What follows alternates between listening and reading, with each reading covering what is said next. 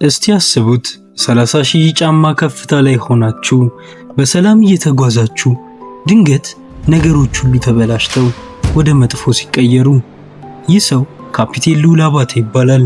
እድሜው 42 ሲሆን ለኢትዮጵያ አየር መንገድ ለረጅም ጊዜ የሰራ አንጋፋ ፓይለት ነው። ልዑል ማለት ለስራው ታማኝና ተሳፋሪዎቹን በሰላም ወዳሉበት ለማድረስ ሌት ተቀን የሚደክም ሰው ነው። ነገር ግን በ1996 ዓ.ም እሱ በካፒቴንነት የሚመራው አውሮፕላን አስከፊ ነገር አጋጠመው።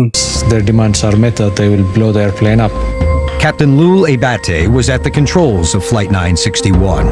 It was originally scheduled to fly to Kenya. That's a 2.5-hour flight. There was some reserve fuel, but the hijackers had already kept the plane in the air for 4 hours. The captain knew he was running out of fuel, and worse. አውሮፕላኑ አየር ላይ ያለ ሶስት ሰዎች ድንገት ከመቀመጫቸው ተነስተው ካፒቴኑና ረዳት አብራሪ ወዳለበት ክፍል ገቡ። እዚያ ያለውን የድንገተኛ አደጋ መጥረቢያ አንስተው ረዳት ፓይለቱን ደብድበው ወደ ተሳፋሪዎቹ ጣሉት። ከጠላፊዎቹ አንዱ የረዳት ፓይለቱን ቦታ ይይዝና ልዑልን በትኩረት እያየ እንዲህ ይለዋል፣ ቦምብ ይዘናል፣ አሁኑኑ ወደ አውስትራሊያ ካልወሰድከን አውሮፕላኑን እናፈነደዋለን። እውነታው ግን ምን መሰላችሁ? ጠላፊዎቹ ምንም አይነት ቦምብ አልነበራቸውም። ልዑል ግን ይህን የሚያውቅበት መንገድ አልነበረም። በውስጡ 175 ተሳፋሪዎችን የያዘው ልዑል ትልቅ ችግር እንደገጠመው ተረዳ። ልዑል ጠላፊዎቹን እንዲህ አላቸው፣ ሰዎች እባካችሁ ስሙኝ፣ አውስትራሊያ ለመድረስ የሚያስችል በቂ ነዳጅ የለንም። ይህ ፊልም አይደለም፣ ነዳጅ ያልቅብናል አላቸው። ጠላፊዎቹ ግን ልዑል እየዋሸ እየመሰላቸው ነበር። መጮ ጀመሩ። ልዑል ብልህ ነበር። የበረራ ተቆጣጣሪዎቹን በሬዲዮ አነጋገረና ድምጻቸውን ጠላፊዎቹ እንዲሰሙት አደረገ። ተቆጣጣሪዎቹም ወደ አውስትራሊያ ለመድረስ 6 ሰዓት ይፈጃል፣ እናንተ ግን ያላችሁ የ2 ሰዓት ገደማ ብቻ ነው አሏቸው። ጠላፊዎቹ ግን ሊሰሙ አልቻሉም። ሬዲዮኑን እንዲያጠፋ አስገደዱት። አሁን ልዑል ከጠላፊዎቹ ጋር ብቻውን ቀረ።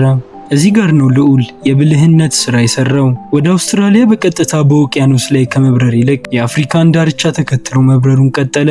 ነዳጅ ካለቀብን ቢያንስ አቅራቢያችን ማረፊያ እናገኛለን ብሎ አስበው ነበር። ጠላፊዎቹ ግን ነቁበት። በድጋሚ እየጮሁ አቅጣጫውን ወደ ህንድ ውቅያኖስ አስቀየሩት። ልዑል በዚያ ሰዓት አንድ ነገር አወቀ፣ መከስከሳቸው አይቀሬ ነው። ከጥቂት ሰዓታት በኋላ አንድ ውቅያኖስ ላይ ያሉ ልዑል በወረቀት ላይ የተሳለ ካርታ ገለጠና አንድ ተስፋ አየ። የኮሞሮስ ደሴቶች ብቸኛ እድላቸው እሷ ነበረች። ከዛም ድንገት የቀኙ ሞተር ነዳጅ ጨርሶ ቆመ። አውሮፕላኑ መወዛወዝ ጀመረ። አንደኛው ጠላፊ ከባልደረቦቹ ጋር ለመነጋገር ወደ ውጭ ሲወጣ ልዑል የመጨረሻው መልእክት ለተሳፋሪዎቹ አስተላለፈ። ክቡራትና ክቡራን ተጓዦች፣ እኔ ካፒቴን ልዑል ነኝ። ነዳጅ ጨርሰናል። ሞተሮቻችን እየቆሙ ነው። ስለዚህ ውሃ ላይ ለማረፍ እየተዘጋጀን ነው። ጠላፊዎቹ ይህን ሲሰሙ በንዴት ተመልሰው መጡ። ልዑልን መምታትና መቆጣጠሪያውን ለመቀማት መታገል ጀመሩ። ከዚያም ሁለተኛው ሞተር ቆመ። አሁን ያ ግዙፍ አውሮፕላን ልክ እንደ ወረቀት ወደ ታች መውረድ ጀመረ።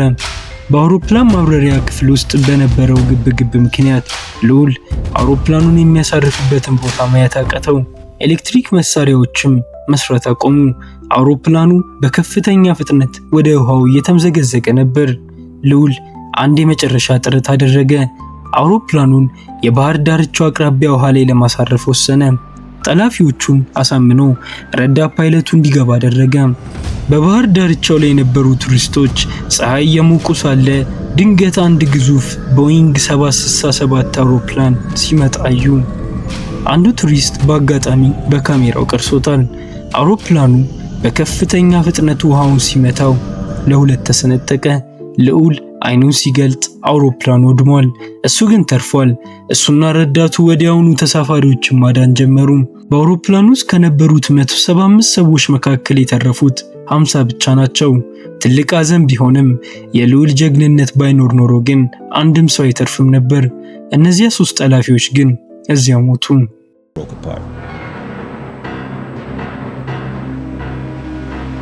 Within seconds, tourist-turned rescuers from a nearby resort begin plucking bodies from the watery wreckage. All 3 hijackers were killed on impact. But Captain Abate's split-second decision to ditch so close to the shoreline